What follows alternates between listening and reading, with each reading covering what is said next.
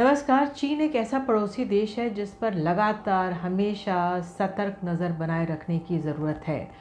और फिर एक ऐसा वाक़या सामने आया है जिसमें कल ही देर रात खबर ये आई किस तरह से तवांग सेक्टर जो अरुणाचल प्रदेश में है वहाँ पर हमारे सैनिकों से चीनी सैनिकों की झड़प हुई है और हाथापाई की नौबत आई, पत्थरबाजी तक कहा जा रहा है हुई है।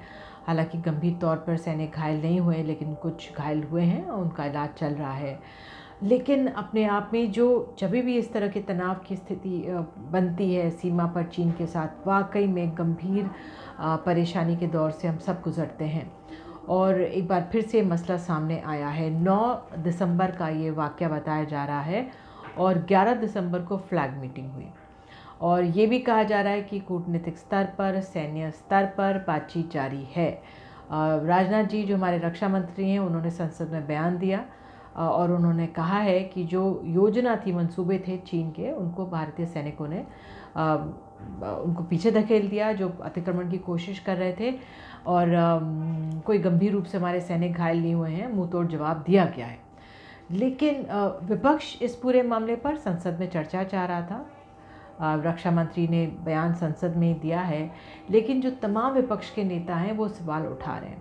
अब सवाल ये उठा रहे हैं कि भाई चीन से आप किस तरह का बर्ताव करेंगे, चीन को कैसे वो लगातार उसकी कोशिश ये रहती है, कभी यहाँ पर आ जाता है, कभी लद्दाख में आ जाता है, गलवान में आ जाता है। तो इससे डील करने के लिए क्या पैमाने हैं जो सरकार मजबूती से उठाए और कैसे हम इस पड़ोसी देश से डील करें, ये एक बहुत बड़ा मसला है जो हमारी सुरक्षा एजेंसियों, हमारे सैनिकों के सामने, जो हमारे कूटनीतिक स्तर पर लोग हैं उनके सामने बना हुआ है। बहरहाल जो विपक्ष है वो आक्रामक है सरकार के ऊपर। वो लगातार कह रहा है कि सरकार क्या तमाम चीज़ें सामने रख रही है, क्या जो तमाम तथ्य सामने रख रही है, क्यों चीन हावी होते हुए दिख जाता है। लेकिन सरकार का पक्ष है, सरकार ये कह रही है कि कोई चीन हावी होता हुआ नहीं दिख रहा है। और वो जो पिछली सरकारें थी, कांग्रेस की सरकार, आज गृह मंत्री अमित शाह ने कांग्रेस से ही 5 सवाल उठा दिए। उन्होंने चीन के साथ रिश्ते कांग्रेस के समय पे उसको लेकर 5 सवाल उठा दिए।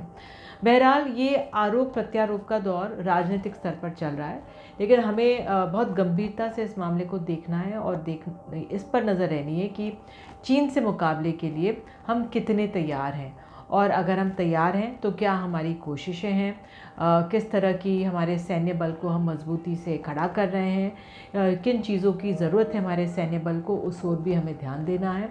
तो बहरहाल ये एक पेचीदा मसला है जो हमारे सीमा पर अरुणाचल प्रदेश में देखने को मिला है और इस पर लगातार अब सरकारों की तरफ से कार्य हो रहा है। नमस्कार।